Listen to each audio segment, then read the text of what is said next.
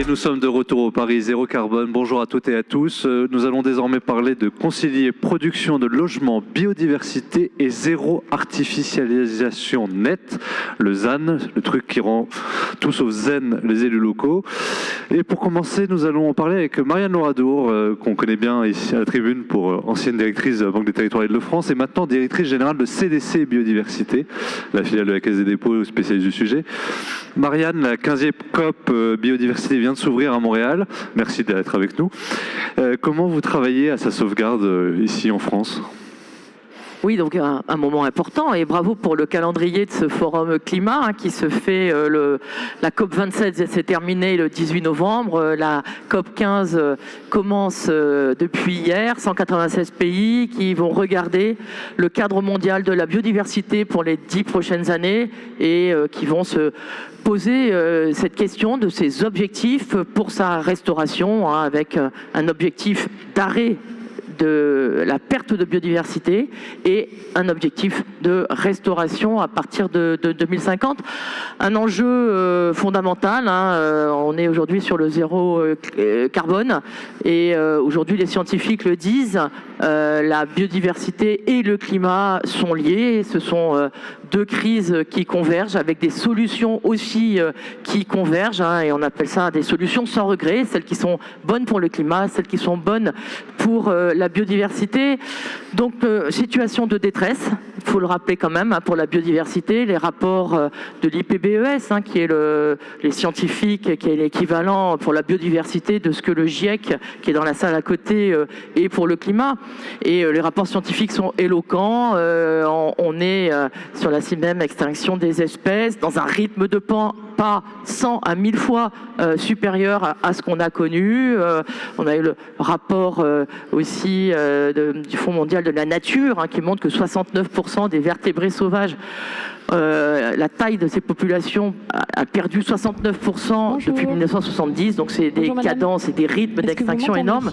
Et donc il faut aujourd'hui une mobilisation mondiale, c'est ce dont s'occupe la COP15 en ce moment et ses 196 pays, une mobilisation des acteurs économiques et en France, pour répondre très concrètement à votre question, César, on n'est pas les plus mauvais élèves de la classe avec la France, avec les Européens, avec notamment les lois de protection des solutions fondées sur la nature, la loi de 1976 et la loi de 2016, pour protéger notamment les espèces en voie d'extinction. Et puis quelque chose de très important, puisqu'on est dans un forum avec beaucoup d'acteurs économiques, c'est les lois qui obligent à faire ces reporting biodiversité, donc la loi énergie-climat, avec son article 29 qui oblige les institutions financières à faire des reporting biodiversité. On a aussi toutes les lois européennes aujourd'hui qui mobilisent les entreprises et les institutions financières. C'est évident que le poids des institutions financières sera totalement fondamental.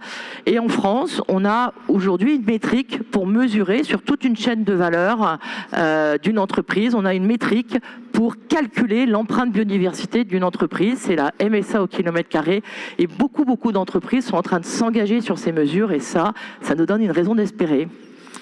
Note positive. Je vous remercie Marianne pour cette première prise de parole. Je me tourne vers vous désormais, Sébastien Martin. Vous êtes président des Intercommunalités de France, l'association qui, comme son nom l'indique, représente les intercommunalités. La biodiversité est une nécessité vitale. Pas à peine de le rappeler, Marianne Loradour l'a très bien fait.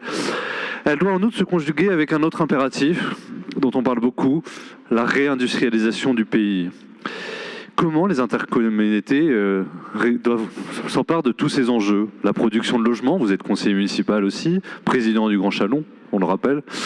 Voilà, et donc le ZAN, que je le disais en introduction, qui ne rend pas toujours zen les élus. Les élus locaux s'emparent de ces sujets et aujourd'hui se mettent autour de la table. On peut se dire c'est compliqué, on n'y arrivera jamais, c'est dingue. Bon, très bien. Mais la loi est votée et il faut trouver les solutions de l'appliquer de la manière la plus intelligente possible. Et aujourd'hui, à l'échelle intercommunale, on a un certain nombre d'outils. Quand on met en place un plan local d'urbanisme intercommunal, eh bien, on se penche parcelle par parcelle sur la destination, l'objet de ces parcelles et comment est-ce qu'on peut essayer à la fois de concilier le besoin indispensable et nécessaire de soutenir le développement économique, de soutenir la politique de l'habitat, tout en préservant au mieux la biodiversité et puis l'utilisation du foncier la plus rationnelle et la plus raisonnable possible. On a la possibilité, on a des outils réglementaires aujourd'hui dans ce type de documents qui nous permettent de définir quel type de projet nous voulons, quel est le niveau de consommation foncière qui va être établi, comment est-ce qu'on fait appel à la végétalisation. Enfin, on a aujourd'hui des outils de planification qui nous permettent de partir de l'idée le ZAN c'est pas zen à on trouve des solutions rationnelles, pragmatiques sur le terrain pour essayer d'avancer de manière raisonnable, parce que je pense que chacun des élus qui sont présents dans ce pays ont bien conscience qu'on peut certainement plus faire comme on a fait pendant 30 ans, avec des zones commerciales d'entrée de ville qui ont défiguré nos territoires, avec des lotissements toujours plus loin des centres-villes et des centres-bourgs, et qu'on doit imaginer autre chose et de faire autrement pour concilier tous les impératifs qui s'imposent à nous. Merci Sébastien Martin. On va rester pas très loin de chez vous en allant dans la région Auvergne-Rhône-Alpes. Je vois que Madame Béatrice Vessillet est avec nous. Vous êtes conseillère municipale de Villeurbanne et deuxième vice-présidente de la métropole de Lyon, chargée de l'urbanisme et du cadre de vie. Et alors justement, comment vous vous emparez de tous ces enjeux dans une zone dense qu'est le Grand Lyon ? Eh ben, nous aussi, même avant que la loi climat-énergie nous impose le ZAN, on était déjà dans une volonté de démarche vertueuse sur la question de la sobriété foncière et de la préservation des espaces naturels et agricoles. Donc, avec en plus, dans le cadre de la révision du SCOT, une étude... le schéma de cohérence territoriale. Le schéma de cohérence territoriale, pardon, sur les sols, les paysages, la résilience, qui nous montre que avec les enjeux du réchauffement climatique et de l'adaptation aux canicules que nous allons de toute façon connaître dans les années et les décennies qui viennent, on a besoin de garder une grande ceinture verte autour de la métropole, en plus de l'enjeu de végétalisation et de rafraîchissement en intramuros de la ville. La question d'avoir vraiment des grandes ceintures qui permettent aussi d'abaisser la température à grande échelle est un enjeu très important. Ça, c'est évidemment la question de l'adaptation au réchauffement climatique, mais on a un enjeu évidemment de production agricole, de production alimentaire locale qu'on souhaite porter et mettre en avant. Aujourd'hui, même si notre territoire a une vocation agricole, on a des espaces agricoles sur 30% du territoire de la métropole, on sait que ce qui est produit n'est pas consommé sur place, et dans le cadre de nos réflexions sur le plan alimentaire territorial, on veut avoir vraiment une production alimentaire courte distance, alors pas que sur la métropole, ça suffirait pas à nourrir 1 400 000 habitants, mais dans un bassin métropolitaine de proximité.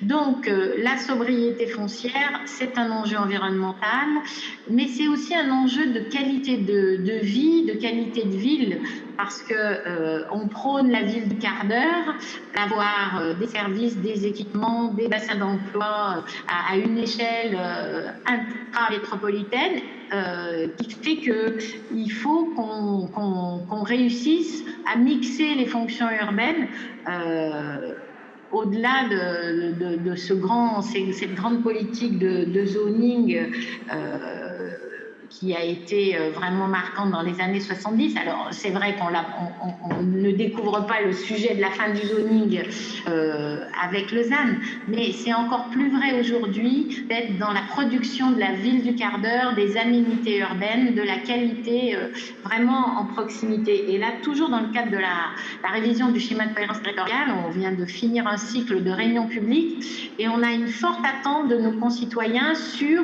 ne pas dépendre de Lyon pour tout, ne pas... on aime bien Lyon, on aime bien l'agglomération et la ville-centre, mais on a envie de pouvoir vivre aussi dans des bassins de proximité plutôt que les transports soient tous radioconcentriques, qu'il faille traverser Lyon pour aller dans les zones d'emploi de l'autre côté de la métropole. Donc on a cet enjeu de repenser l'aménagement et la mixité des fonctions urbaines à des échelles plus réduites. Et évidemment, le ZAN doit s'accompagner d'une certaine densification, notamment autour des axes de transport collectif. Ça, c'est vraiment un axe fort.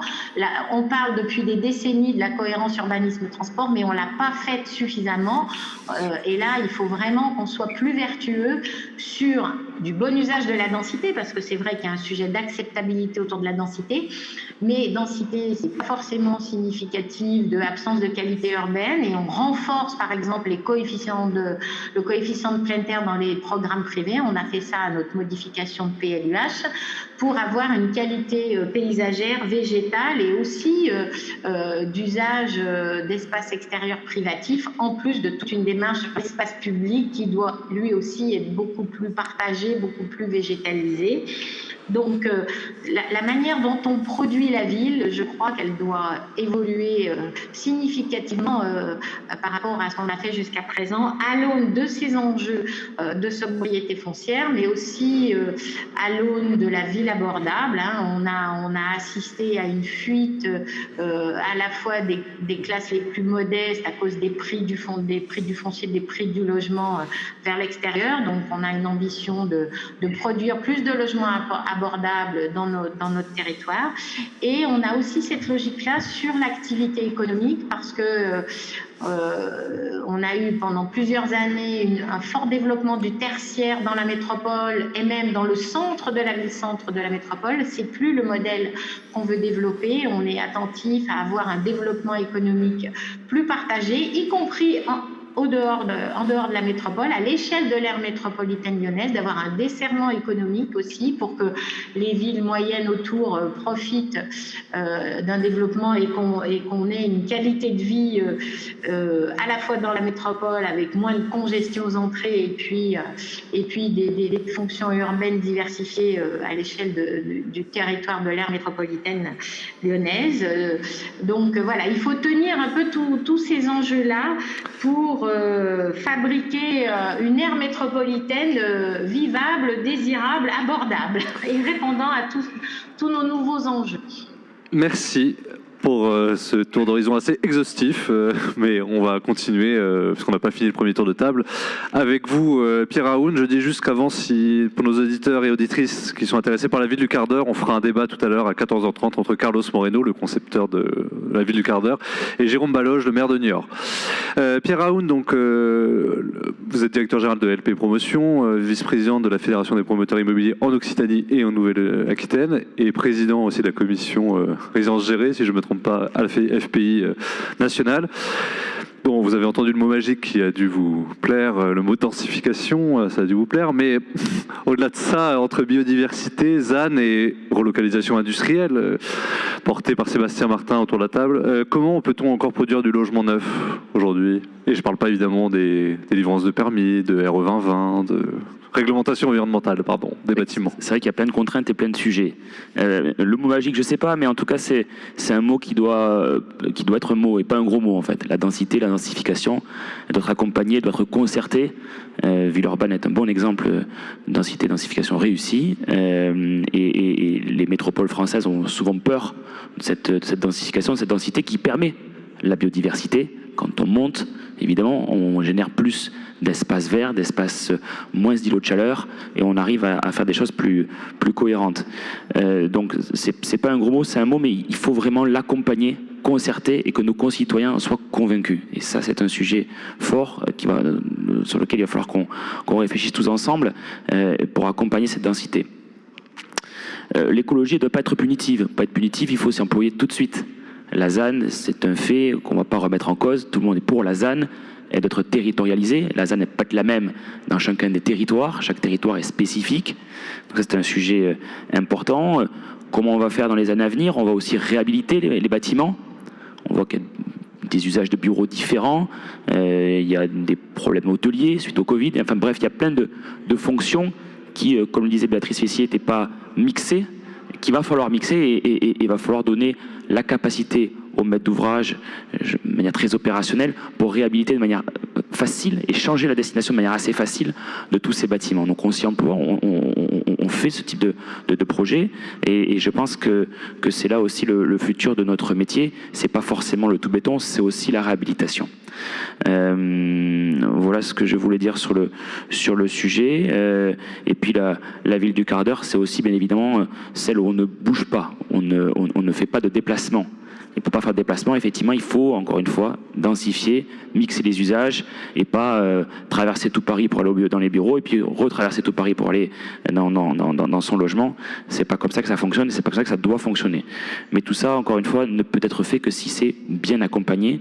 Et nous, on se doit d'être là aux côtés des collectivités pour l'accompagner et rendre, et je reprends les mots de Béatrice Vessillier, nos métropoles, nos villes les plus inclusives possibles. Marianne Loradour, depuis une semaine, on se remet à parler des RER métropolitains. Je pense à ça parce que ça va densifier les réseaux de transport, ça va créer sans doute des nouvelles emprises ferroviaires. Comment on va pouvoir jongler entre nécessité de développer les transports dans les métropoles et la biodiversité ?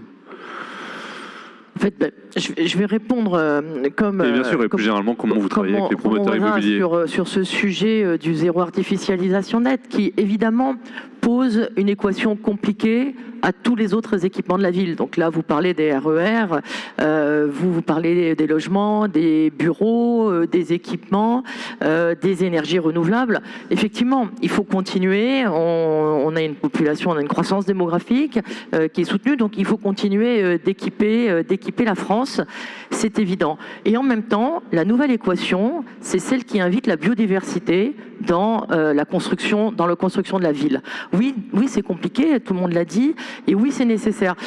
Moi, je voudrais juste revenir sur le pourquoi finalement de ce zéro artificialisation nette. Je parlais de ce rapport de l'IPBES de 2019 qui a été mis sur la place, qui a fait bouger les lignes parce qu'elle a objectivé cette perte de la biodiversité et les causes de la perte de la biodiversité. Il y a 5 causes en fait de perte de la biodiversité. Il y a le changement climatique, on en parle évidemment dans ce forum.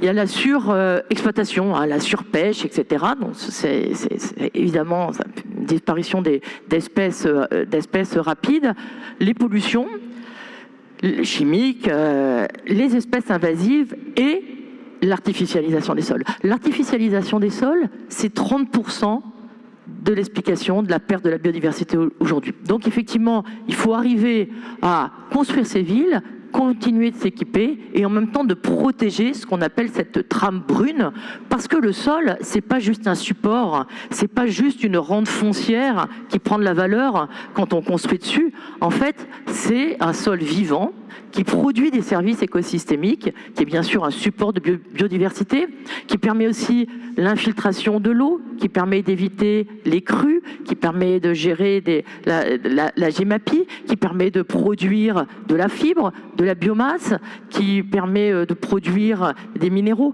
Donc c'est énormément en fait de services écosystémiques qu'il faut protéger à travers cette trame brune dans la construction de la ville.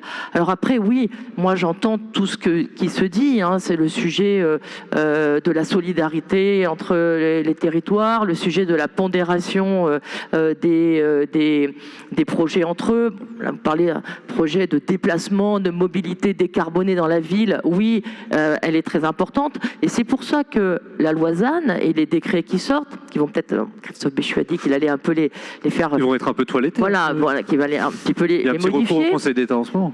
Mais je pense qu'on gardera ce qui est l'esprit des textes et l'esprit de la loi climat résilience qui pose le zéro artificialisation nette, qui pose le cap. On est en 2030, diminution par 2, 2050 ZAN, donc on a aussi le temps, et Madame le disait, avec la programmation et la planification urbaine, on a aussi le temps de s'y préparer et de travailler sur ces corridors de trame verte, de trame brune. Mais je crois que c'est important aujourd'hui d'inviter ce sujet de l'artificialisation dans l'acte de construire les villes. Je me tourne vers vous, Sébastien Martin. Marianne vient de parler de planification. L'heure est à la planification écologique, et je ne parle pas au-delà du Congrès des maires et des présidents d'interco qui s'est terminé il y a 2 semaines. Cette démarche lancée par le gouvernement de planification écologique. Il y a aussi beaucoup été question de leviers fiscaux pour développer les villes. Est-ce qu'aujourd'hui, les réponses politiques nationales sont à la hauteur des attentes locales, dont vous êtes un peu le porte-parole aujourd'hui ? Écoutez, je pense que tout ce dont on parle là, depuis maintenant un quart d'heure à peu près est l'illustration du fait que d'une évolution de notre pays ces 20 dernières années et de l'absence d'une vraie politique d'aménagement du territoire. La ville du quart d'heure, la réalité aujourd'hui, c'est que dans les métropoles, la ville du quart d'heure, c'est plutôt la ville des 3 quarts d'heure. Hein. Faut quand même dire, faut dire la réalité. Si vous habitez pas juste à côté de votre lieu de travail en centre-ville, la ville du quart d'heure, elle n'existe pas. Et la concentration de population ne fait qu'accroître des mobilités qui sont de plus en plus complexes et de plus en plus compliquées. Ça ne veut pas dire qu'il faut avoir un discours bête et méchant, que je ne supporte pas d'ailleurs, qui oppose les métropoles et le reste du pays. On a besoin dans notre pays d'avoir des métropoles dynamiques, compétitives, à l'échelle européenne. C'est indispensable. Bon. Cela étant, si l'on veut avoir un aménagement du territoire, un développement du territoire équilibré, il faut aussi se dire que l'enjeu de la réindustrialisation, dont on commence enfin à reparler depuis quelques années, est un modèle de développement indispensable pour rééquilibrer le territoire. Tous les territoires dits de taille intermédiaire sont en capacité, parce qu'ils ont gardé une histoire industrielle, parce qu'ils ont gardé des capacités et des savoir-faire, d'accueillir la réindustrialisation du pays. Et par la même occasion, quand on réindustrialise le pays, n'oublions pas que ce qu'on produit ici, c'est autant de tonnes de carbone économisées par rapport à tout ce qui est produit dans des pays qui n'appliquent pas les règles environnementales qui sont les nôtres, et ensuite qui transportent des produits massivement, et parfois même qui prennent une matière première à un endroit, qui l'emmènent là-bas et qui nous le ramènent chez nous. Regardez ce qui se passe avec la filière bois en ce moment.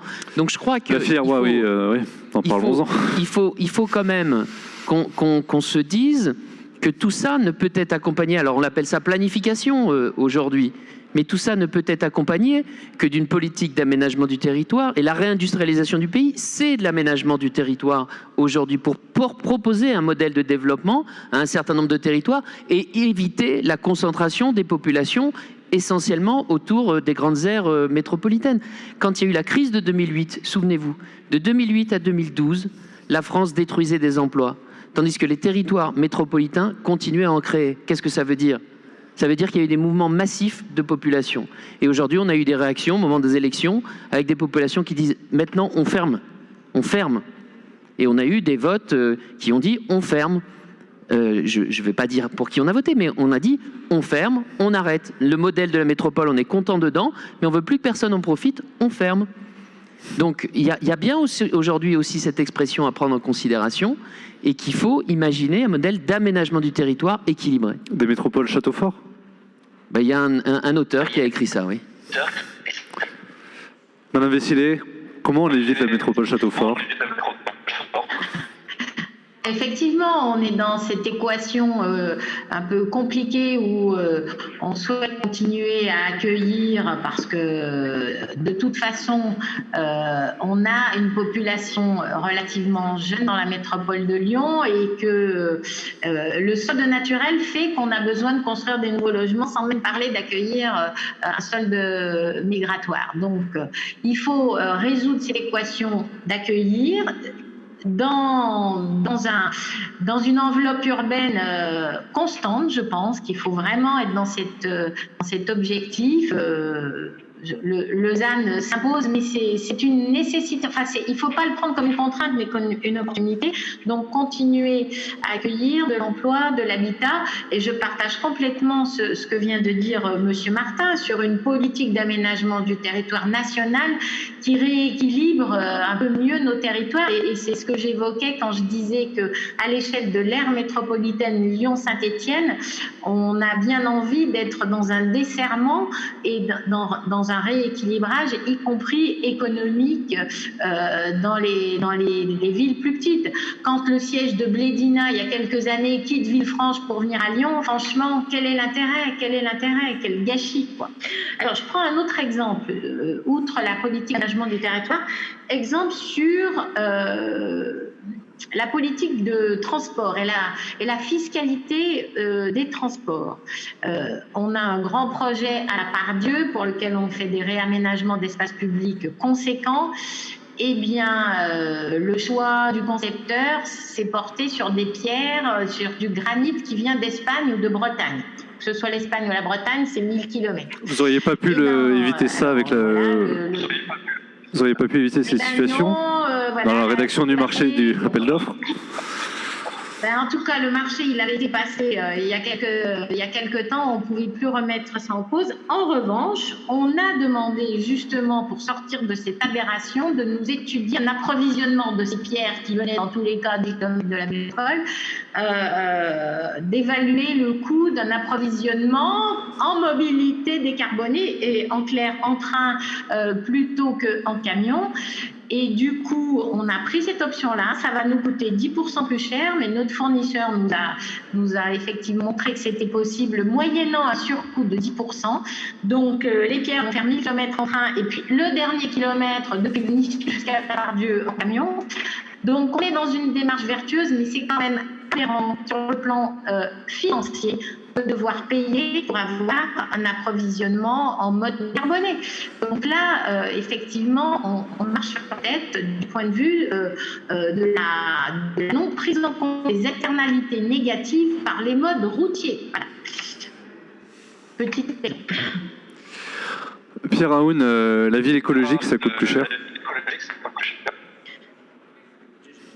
Pierre Aoun, la ville écologique, ça coûte plus cher. Ça coûte plus cher, pas forcément, parce que si les décisions étaient prises dans l'exemple présent en amont, on aurait peut-être changé de solution, ça ne nous aurait pas coûté 10% plus cher. Aujourd'hui, il y a des façons de construire avec des matériaux locaux, biosourcés. Nous, on a investi dans une société qui fait des briques en terre crue, compressées, pas de chauffage. Ça fait 2 ans qu'on investit dans cette société, qui est le leader français de ce procédé de construction. C'est extrêmement, c'est un circuit court total. La terre, on va pas nous la piquer en Chine ou autre. C'est pas le sujet du bois on s'est aperçu que c'était mondialisé. La terre, elle est sous nos pieds. Il n'y a pas besoin de la chauffer. Il n'y a pas de risque énergétique. Et ça marche très bien. Et on construisait comme ça il y a très très longtemps. Il faut revenir à ce qui se faisait. Il faut revenir à des choses plus frugales, plus simples. Et la ville environnementale, quand on y réfléchit, il y a des solutions et c'est pas forcément plus cher. Alors, si on s'y met tous, on va industrialiser ce type de process, on va le rendre plus économique et c'est ce qu'on essaie de pousser en investissant dans des sociétés telles que celle-ci de manière minoritaire pour qu'elle travaille avec tous nos confrères, qu'elle travaille avec tout le monde et qu'on puisse, au lieu de faire des projets très phares, très emblématiques, pousser des filières et faire en sorte que ces filières-là, elles naissent et qu'on ait le tout béton qui laisse la place progressivement à quelque chose de beaucoup plus local et beaucoup plus décarboné. Marianne Oradour, Pierre Aoun l'a rappelé, la réglementation environnementale privilégie, parce que favorise, ça peut être mal interprété, les matériaux biosourcés, géosourcés. Est-ce que une entité comme la vôtre, CDC Biodiversité, peut aider à construire des filières pour aider à ce qu'on concilie la production de matériaux biosourcés, géosourcés et le respect de la biodiversité? Oui, bien sûr, nous on est une entité, une société entièrement dédiée à la biodiversité, donc on travaille sur toute la chaîne de valeur, on travaille à la fois au local, sur la biodiversité locale, sur des solutions fondées sur la nature, et on travaille sur des mesures d'empreinte sur des scopes 1, 2, 3, qui sont les mêmes que celui d'ailleurs du climat, pour mesurer. Donc oui, bien sûr, on peut travailler sur ces compatibilités, on peut travailler sur ces équations et on peut travailler aussi sur toutes des productions locales et en matière de biodiversité. Il y a aujourd'hui des filières végétales locales qui sont en train de se mettre en place et qui sont également très intéressantes, qui de se dire, y compris la végétation, on va la faire pousser sur nos sols plutôt que de venir et donc de rester très, très local. Donc tout ça a beaucoup de sens et je crois que au final, et pour répondre à ce que disait Pierre sur le coût, en fait, on a accepté des coûts importants pour la ville bas carbone. On a accepté la RT12, on a accepté la RE 2020. Je crois qu'il faut accepter d'intégrer la biodiversité dans les projets. Et en fait, plus on l'intègre en amont, en conception, et c'est comme toujours, et moins c'est cher, et moins c'est coûteux. Et donc c'est vraiment important d'avoir ce regard dans tout ce qu'on fait, dans toutes les filières préalables sur l'introduction de la biodiversité. Merci Marianne Oradour. En 55 secondes, le mot de la fin, Sébastien Martin. En 55 secondes, je pense que c'est... J'écoutais tout à l'heure monsieur Aoun parler effectivement de rénovation. Je pense qu'il y a un enjeu majeur, y compris d'ailleurs pour toute la filière de la promotion aujourd'hui. Dans notre pays, ça fait 20 ans qu'on nous explique toujours « Oh bah vaut mieux faire du neuf plutôt que rénover, ça coûte moins cher ». On s'est tellement mis ça dans la tête que de toute façon on ne se pose jamais la question. Et puis il faut dire aussi qu'on n'a pas forcément construit la filière de la rénovation. On est très fort, on a construit la filière de la construction et nos entreprises françaises conquièrent des marchés partout à travers le monde. Mais l'enjeu de la rénovation, aujourd'hui, il y a plus de 3 millions de logements qui sont vacants. Je ne dis pas qu'ils sont tous au bon endroit, je ne dis pas qu'ils sont tous disponibles à être rénovés, je ne dis pas tout ça, mais sur 3 millions, alors qu'on s'affiche comme objectif de construire à peu près 350 000 logements chaque année, Combien ça au veut Grand dire qu'il y a un Chalon, petit potentiel. J'ai 10%, j'ai 2500 logements vacants privés sur le Grand Chalon. Je ne mets même pas le parc social, je pourrais en rajouter encore presque 2000 sur le territoire du Grand Chalon. Donc la filière de la rénovation, c'est le meilleur moyen aussi pour pas artificialiser les sols, faire évoluer toute la filière et répondre aux enjeux à la fois de produire du logement et de ne pas consommer du foncier. Merci à tous les quatre pour cette table ronde. Merci beaucoup. On retrouve de nouveau Juliette Rénal, ma collègue au pôle transition écologique de la Tribune, pour nous parler de sobriété dans les villes. Merci.